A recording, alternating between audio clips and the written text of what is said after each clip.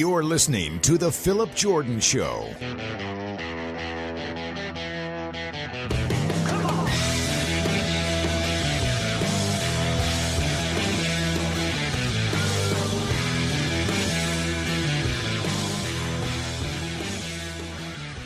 What's up, everybody? Welcome into the Phillip Jordan Show podcast. This on this Friday afternoon. Appreciate everybody checking out this show. We got a fun show planned for you guys. We are here. College football is back on Saturday. Week 0 is upon us. And on today's show, I'm going to be joined by Adam Spencer, executive editor over at Saturday Down South and Tradition, which covers the Big Ten as well. We're going to dive into the SEC with Adam. We do this pretty much once a year before the season gets going. When me and Adam have him on the show and talk all things SEC mostly. So that's what most of the conversation will be. And the next week we'll be recapping week 0, talking about that and looking ahead to week 1 in the SEC. Bill Bender from the Sporting News is scheduled to be on the pod next week. But before I bring on Adam, let you guys need to find me and the podcast. Find me on social media at PJordan Sports. Find the podcast on all your favorite podcast platforms, Apple Podcasts, Spotify, wherever you listen to podcasts. Check out the show on the Phillip Jordan Sports YouTube channel. You can email me at philipjordanmedia@gmail.com. All right, everybody, and as promised, joining me now is Adam Spencer. Check him out over at Saturday Down South. Also, Tradition, where they cover the Big Ten. Executive editor over there. But I said on the top, Adam, think we do this every year right before the season. I try to get you on the show. We can look ahead to the SEC. I appreciate you coming on. Yeah, thanks for having me. Always a good time. So, yeah, I figured we would jump right into talking ball first time we got on here. But of course, and it would make sense that Lane Kiffin is kind of in the middle of the storm with this whole deal with college pro players going back to college, which I know is not just a Lane Kiffin deal, but just he's kind of been out front this week a lot. And of course, with the SEC saying you can't do that, but now we're seeing some judges and stuff in Louisiana, pushing back on a lot of things. Just what's just kind of like been your overall thoughts on all this stuff, how it's kind of like transpired over the past week? Yeah, I mean, you can't really blame Lane Kiffin because, like he pointed out, he's like Daquan Wright, and Daquan Wright even revealed like other schools that have contacted him about his services. It's like, okay, well, if this loophole in the rule exists, like if Lane Kiffin doesn't take Daquan Wright and some of these other players, then like they're going to go elsewhere and potentially to another SEC program where that he has to play against. And like, so it's not his fault to take these players. Like these players have been ruled eligible. It's up to the courts. It's up to the NCAA. It's up to the leagues to tell him that these players are not eligible. And I would bet his response would be, okay, like if they're not eligible to anyone, that's fine. But like, if you're going to have these players eligible, like he's right, might as well play for me than against me. So, I think that this whole situation is just a complete mess. It shows the lack of leadership in all levels. Like these kids, well, they're not really even kids because they're going pro, so they're these young adults that like are coming back to college or trying to anyway. And even these coaches, it's like they just need somebody to make a final ruling that applies to everybody. And like until we get that, we're just going to be here. And like this year is going to be a mess. They just need to figure it out by 2027 when the 5-for-5 rule goes into effect. And just like if we can't get it done by then like everybody who's in a leadership position right now needs to be fired. Yeah, it's kind of like what's been going on in college athletics. There's no rules in place. There's no, each conference had to come out. And when there is a rule in place, they get sued for it. So like we need to do away with the lawyers. We need to do away with the courts. Like we just gotta like let this. We need somebody to step in and just be like, this is how it's gonna be, and like we're done with lawsuits. We're done with court overrulings. We're done with injunctions. Like I don't know who that would be. Like I don't know if that's got to be the Supreme Court. Like somebody needs to make a final decision though, so that everybody else can move on with their lives.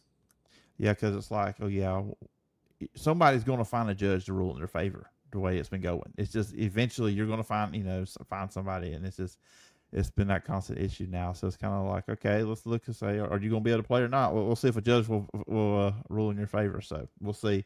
It's obviously going to be a storyline heading into the season as we start week 0 tomorrow on Saturday. And of course, the SEC gets going week 1 next week on Labor Day weekend, which is why I brought you on to talk SEC.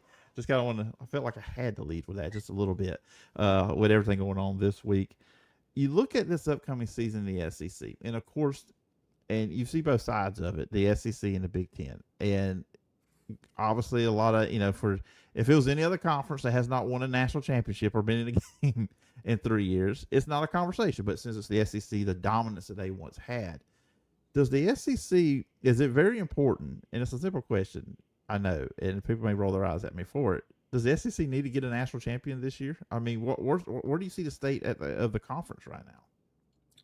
I see the state of the conference as being the best top to bottom conference. Yes, Now that doesn't mean that the bottom teams are that much better than, Rutgers, Maryland, et cetera. That doesn't mean that, but there's more depth in here. Like, I think that it wouldn't be shocking to see 6 SEC teams get into the college football playoff field, because if you do the math, the Big Ten has the big 3 right now. It's Ohio State, Oregon, and Indiana. I'd be surprised if those 3 teams did not make it to the playoff. Michigan, USC, like Penn State, I don't think that they're at the level that like the second tier in the SEC is. Like, the SEC has Texas and Georgia, and then it has 4 other teams that I think could be in contention. And like then the 5th, Texas A&M, I think is going to take a step back this year. Spoiler alert if we talk about them in a bit, but on the list. I think Alabama, LSU, Ole Miss, and so Texas, Georgia, Alabama, Ole Miss, LSU, and I'm forgetting somebody obvious right now. Oklahoma. I think Oklahoma is right there, being a little bit underrated. So I wouldn't be shocked if all 6 of those teams make the playoff field. You got 3 Big Ten teams, and you have 1 each in the ACC and Big 12, and then the Group of 5 champion. Like, is that far fetched? Probably a little bit right now, but those teams are going to be in the mix, and because the SEC is deep, like it's deeper at the top than the Big Ten, but the Big Ten has the better overall teams at the top, and that's reflected in like the polls and the last 3 titles too. Yeah, it's the Big Ten is very top heavy, which obviously has resulted in 3 different national champions. And I agree with you, SEC from 1 through 16 is tough. I mean, because even last year, Mississippi State's one of the worst teams in the conference, but they very well could beat you. I mean, and look, if Auburn had a coach that knew how to, manage games, Auburn was in every game. I mean, they were a bad football team, but they're in every game. So it's like, you go to SEC, it's almost like the NFL. You don't have an easy out if you overlook a team. Any of those teams can hang with you and possibly beat you. So that is just kind of the interesting. And I always look at NFL draft when I look at these things too. I mean, still the SEC is getting the most players drafted. It's not the gap that it was before, but still they're most talented top to bottom. And as you said, it's just at the end of the year, the Big Ten has been the champion, and they've got those bragging rights, because the SEC was the same way. You could argue at one time the SEC was top heavy with Alabama, Georgia, LSU, whatever, a couple teams there. But now Big Ten doing it, so we'll see how that goes. Georgia and Texas, that seems like everybody's favorite, the top 2 teams in the conference. And Georgia, is Georgia. Kirby Smart. And I feel like, for me, I like Georgia more than Texas just because I trust them. And, I want to see Texas actually beat Georgia, because Sark has not done that yet since he's been in the SEC. Where do you sit on those 2 teams? I think it's, I got that too, because I have Texas at number 1 in my power rankings, and people responded, and they're like, how can you have that when like Texas or Georgia's owned Texas in previous years? It's like, that's like the rosters are so different. Like, yeah, I know that, like, as far as continuity in this sport goes, like Texas and Georgia have some of the more key parts coming back than most other schools, and like that's why they're probably up at the top 2. Like, I have them 1A and 1B, but I give the slight edge to Texas because like I like Arch Manning better than I like anybody on Georgia's offense. I like Cam Coleman better than I like anybody on Georgia's offense. I like Trevor Gooseby more than I like anybody on Georgia's offensive line. Like, I like what Texas did with its running back room, remaking that. Like, I think that can go toe to toe. Like, it's at least a wash with Georgia. So that offense is just elite defensively. I like Colin Simmons better than anybody on Georgia's defense. But that's a little closer because like Ellis Robinson's a heck of a player. KJ Bolden's a heck of a player. Like, Georgia's loaded on defense again. Like, the defense is so good at Georgia year in and year out that there's a floor to, and that floor is pretty high. And, it's just going to be about the offense. And I'm just not sure I'm buying into Gunnar Stockton as if Georgia's going to win the title and he's got to be a Heisman contender. Like, that's just what it has to be if Georgia's going to win the national championship and be that team. I see that possibility a little bit more with Arch Manning, which is why I have Texas a very, very slim edge over Georgia as we sit here today. Yeah, it was interesting last year, Texas, because there was so much pressure put on Arch going into the season, and he couldn't reach that. And I think some people did forget that Peyton Manning and Eli Manning were not great at first.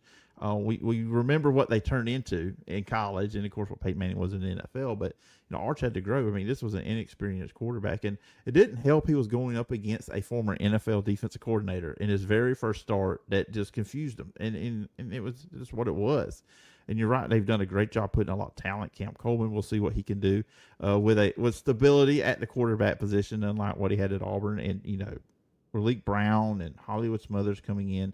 The Texas side too, the Will Muschamp side, with him being there at defensive coordinator, I'm very interested. I wonder if we'll get a new video of him punching the marker board in the locker room. Maybe not. We'll see. But what were some things last year? I think last year, though, at the end of the year, second half of the year, we started to see Arch really kind of turn a corner, and they really were playing really well. If they had lost to Florida, they're a playoff team, and they would have been the dangerous team when they got there.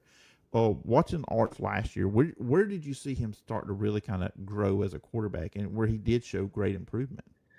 Yeah, he started, he was always good with the deep ball, which is why that Cam Coleman connection is going to be so interesting this year. Mm-hmm. I mean, they wouldn't say much about him early in the year, but the mechanics were clearly off. They never really said if he was injured or not. He just looked uncomfortable early in the year, and then he settled in. So part of that was probably the expectations and the intense pressure. Part of that was probably, being when he got the first start and went up against Matt Patricia, like you said, and it was just a masterclass of a defensive showing. For a couple weeks after that, it's not unrealistic to, have, maybe he was seeing ghosts, kind of like Sam Darnold was with the Jets, but Sam Darnold just won the Super Bowl. So, once you get that experience, once you see these things and make these mistakes, now I think he's just going to hit the ground running this year. And he's just going to be immediately the quarterback that we saw in the second half of last year. And that second half of last year, that was a quarterback that can lead a national championship team, especially now that he has every part of the field that Arch Manning excels at throwing to is a spot where Cam Coleman excels at catching it. And I'm just so excited to see that connection in action. And I think it's going to be really beneficial for Ryan Wingo too, because you're going to have to double team Cam Coleman in most situations, and that's going to let Ryan Wingo eat, I think. Yeah, definitely, because Cam Coleman is one of them receivers. He takes the top off of the defense. I mean, and then that opens up everything in the middle there. Georgia, I like Georgia, but at the same time, I'm not like, okay, can they be explosive? Because that's not something their offense has been recently at the wide receiver position. I'm not sure if Gunnar Stockton can be that guy. And they're going to be a run team. We know Nate Frazier and that defense, but what's kind of the biggest thing with Georgia kind of concerning you going into the year? It is the receivers. They weren't very good last year, and they lost their best guy in Zach Branch. And they brought in Isaiah Canyon, and I'm not sure that he's ready to step in. I just don't see a number one receiver on this team. Even with Zach Branch last year, that wasn't a good group. Lawson Lucky is a fine tight end, but this team, when it won its back-to-back championships, it had a cheat code on offense in Brock Bowers, and Stetson Bennett is a much better pure passer than Gunnar Stockton is at this point in his career. And that's what I'm looking for. Gunnar Stockton's got to be a better passer. He had good numbers and percentages and stuff, but the raw numbers weren't there. Like you said, they're just not explosive. There weren't enough explosive plays. So, I think that I want to see more down the field things. The offensive line should be fine. Ernest Green is a really solid player there. Drew Bobo is an experienced center who is connected very well with the offensive coordinator, who just happens to be his dad. So like those two are going to be on the same page. So like I think that the offense will be fine, but like it's got to be great to win that national championship. Like you just can't rely on like an elite defense and a fine offense. Like just ask, even Ohio State last year with Jeremiah Smith, like they just had a decent offense, and when they played Indiana, it came back to bite them. So I just think that Georgia, I want to see more out of the offense, and like that's going to require at least two receivers to step up and do more than they've shown that they're capable of so far. Yeah, and it's wild with them because they are the back-to-back SEC champions. But in this day and age, I remember growing up, if that was something that you were happy about. If you just won the SEC, you were excited. But now, obviously, it's about national title. And they haven't won a playoff game, which I know the first one, the first year of the 12-team playoff, of course, Gunnar start his very first start against that Notre Dame team, and then just got into the shootout with Ole Miss last year. I think with them too last year. They didn't really do a great job at getting to after the quarterback. I mean, really good defense, but only 20 sacks last year, so that's also something that they want to improve on. And I don't know if they have the guys to do that. They, the guy that they lost that really hurt them last year was playing for my Missouri Tigers, Damon Wilson. Well, now he's at Miami, so like they could have used him back or just somebody to get at. Like they need more guys who can pressure the quarterback. Like you're absolutely right, because that secondary is amazing, but even the best secondaries can't consistently cover for 5-6 seconds. So you got to get after the quarterback. 20 sacks, you got to double that. Yeah, eventually the receivers are going to get open, as talented as these guys are now. And I brought up Ole Miss. I see a lot of rankings of the SEC quarterbacks around. There's a lot of people out there that's got Trinidad Chambliss as the number one quarterback in the conference coming in. Do you see him as the top signal caller in the league? I think he's the most dynamic. Like I don't know if he's, it's him, it's Arch. It's going to be probably one of those two guys. Sam Levitt's kind of a wild card. So there's some talented guys across the league. But Trinidad Chambliss, if he can keep running it the way that he did last year, I mean, that is like a cheat code there. Mm-hmm. It's going to be tough because he doesn't have Lane Kiffin and Charlie Weiss Jr. there calling plays for him. So that's my biggest concern there. Like he's proven like he's going to be a good quarterback either way. Like I could call plays for him and he would find a way to make it work. He's that talented, but it's going to be like, it's going to be tough for him to like, I just think that we're going to see some cracks there a little bit just because they lost some receiving talent too. He's going to be great. I just don't know if he's going to be as great as he was last year. Yeah, and look, Pete Golden did a great job with the whole Lane Kiffin stuff last year, and then the way he led them in the playoff. But now it's different, because you truly are the man running the program. How are you feeling about Pete Golden going into this year? Oh, I think it was a great hire. Like what I just said about Chambliss and the offense, like that's not in any way a slight at Pete Golding. I think that he was the right decision to make there. I think he acquitted himself very nicely in the playoff. That was a great performance there. So, I think that Ole Miss fans should be very happy with the Pete Golding era. And, I think that he's going to prove that he can be very successful there. I just, this after the offseason turmoil and like all the key pieces that they lost, I just think, when I say that, like, I think that they're going to need a year to rebuild. Like, I still think that like this rebuilding year is going to be like 8 or 9 wins, probably, if not more than that. Like, so, I think that they have just a very talented roster, and it's just going to be like his defense is going to be good. It's just going to be how many points can the offense put up. On the next question, I'm going to remove Lane Kiffin from this question because I think he would be the answer. Mm-hmm. Who will have the better first year as a head coach? Alex Golesh, John Sumrall, or Ryan Silverfield? And this is going to dive me into my Auburn conversation with you as well. Yeah, I think I think that all three of those guys are going to take small steps forward. I don't see any of them taking massive leaps. Like I'll go with John Sumrall. I think I have the Gators finishing like 7-5 this year or something like that. So like, I think that he's going to lay the foundation for future success. Like I'm not alone in like praising the hiring of Buster Faulkner from Georgia Tech as one of the best assistant hires of the offseason. Like Plenty of people have said that. I agree with that. So, I think that long term, Florida is going to be a very successful program under John Summerall.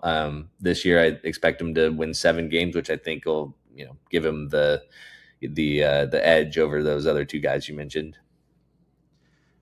Yeah, and I think with John Summerall, he wins everywhere he goes. I mean, 3 out of the last 4 years, he's won a conference championship.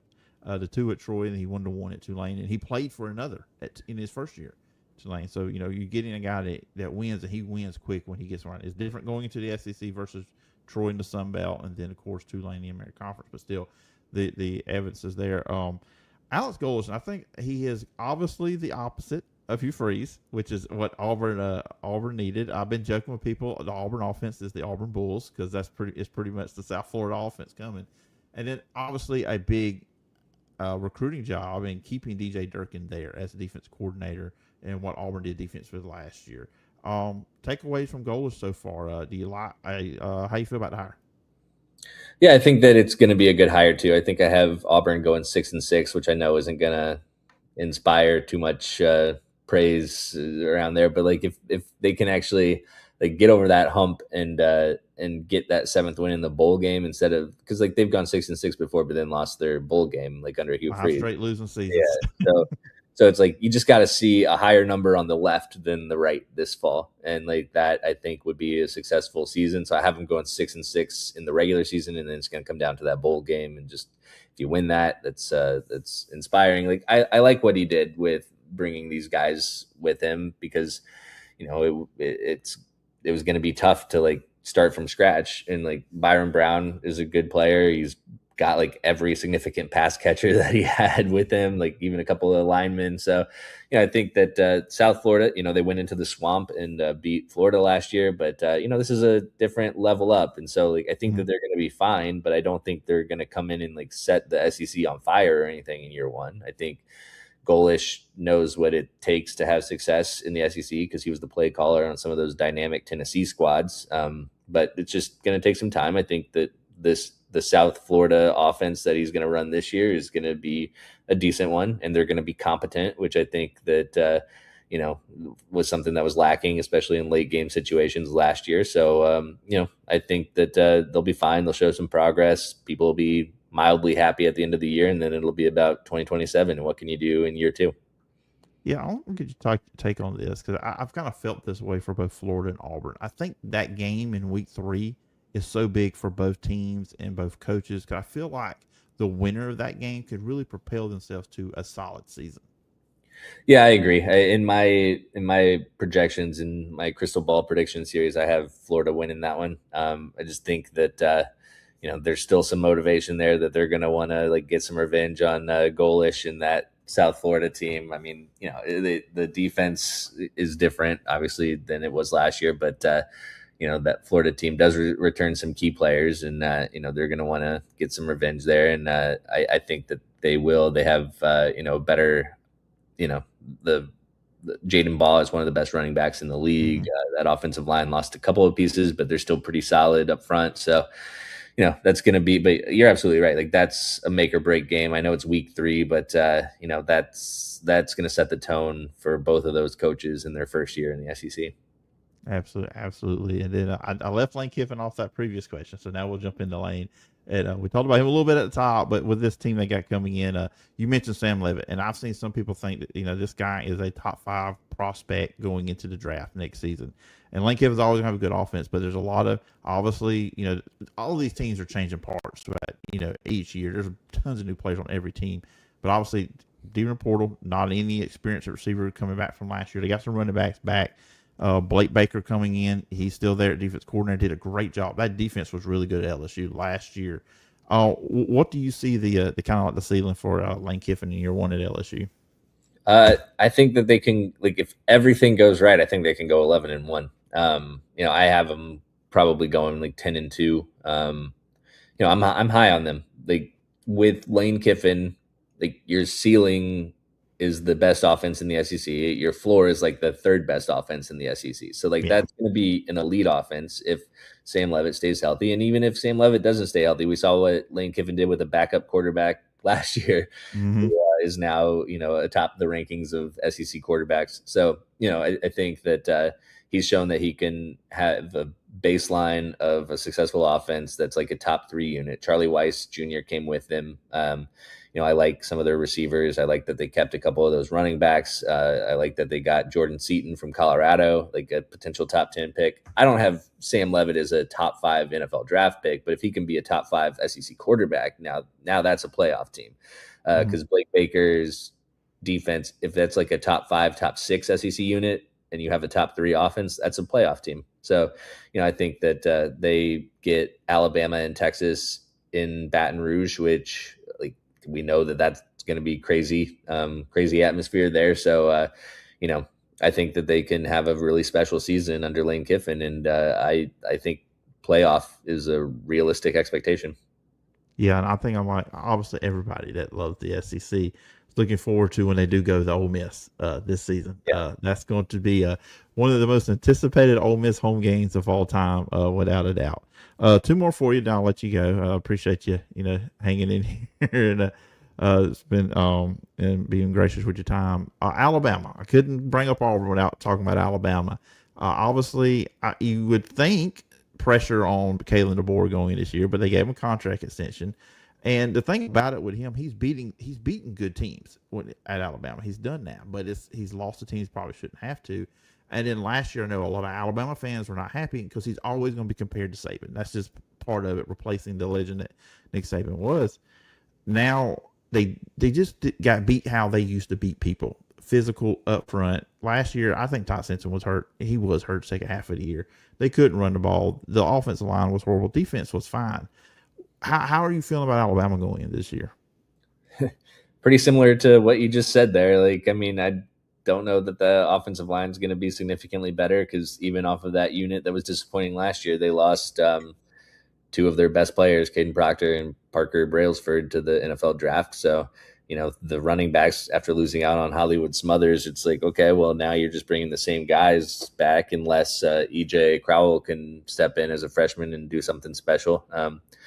I think we would have seen, I think Austin Mack might have been the choice at quarterback if they had a vintage Saban offensive line and running game, because he would be the safer pick. But you kind of need that ceiling, that potential, and that ceiling that Russell might bring to the offense. He could be truly special. And you're going to need that behind that offensive line with that lack of running game. So, we'll see how that goes, because the defense is elite. That secondary is either the first or second best in the entire nation. And I'd lean towards first. They're loaded in the secondary, and they have some guys up front. The linebackers are a little bit of a question mark, but I think that they can be a top 2 SEC defense this year. And if they can do that, then the offense doesn't need to do too much, but they do need to run the ball better this year, and they just got to find a way somehow to patch that together, and then hope that you struck lightning with or struck gold, whatever that expression is, struck gold, struck lightning, with Keelan Russell at quarterback, because I think that he can be a dynamic player. It's just, can he do it as a true freshman? Yeah, and that's going to be the thing. If it's not, those Alabama coaching shows are going, not coaching shows, but the radio shows are going to be lighting them up again like that after Indiana. It was a fun listen, one of the local shows here after that. But real quick, the final question, surprise team. We talked a lot of these teams. There's some teams we didn't even get to. Who do you see as a maybe under the radar team this year that could surprise people? Yeah, I think Oklahoma is not getting nearly enough love. I know that they're ranked up there in the AP poll. I forget where they were in that. SEC was 8, 9, 10, 11. I forget which spot Oklahoma was in out of that. But I just don't hear them getting enough hype nationally. That defense is absolutely loaded at all 3 levels. They have talent coming back across the board there. And I think that we've kind of collectively forgotten that John Mateer was getting mentioned as the Heisman front runner through the first month and a half of the season last year before he got hurt and then rushed back and wasn't the same. If he can stay healthy, which is a big if, because The offensive line is a question mark for that team as well, and the running game doesn't provide a ton of optimism or results from last year. So it's going to be a lot on Arbuckle and Mateer's shoulders. But if he can stay healthy, I mean, we saw what he could do, and he was like I said, like a Heisman front runner for the first month of the season last year. So if they get that version of him, then even like a couple steps back from that, like they're going to make it to the playoff again. And I just don't think that they're getting enough love nationally.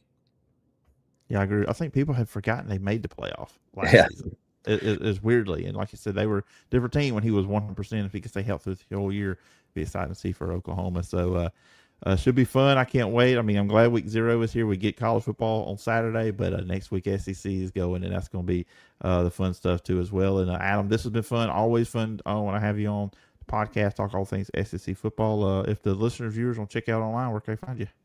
Yeah, SaturdayDownSouth.com. We've got our season-long predictions going in. We've got some fun preview stuff coming up, and then the Saturday football newsletter. Register for that, and it comes out twice a week during the season. All right, everybody, go check out Adam. All great covers there at Saturday Down South. And Adam, again, appreciate the time, and I look forward when we get to do this again. Sounds good. Thanks a lot. All right, again, appreciate Adam for coming on. Fun conversation there. A lot of stuff for the SEC. The SEC is going to be interesting. And as he said, look, the Big Ten is top heavy, and they are, got the more, I wouldn't say dominant teams, but great teams are at top right now with Oregon, with Indiana, who just won a national title, with Ohio State, who won a title 2 years ago. Remember, Michigan won it 3 years ago.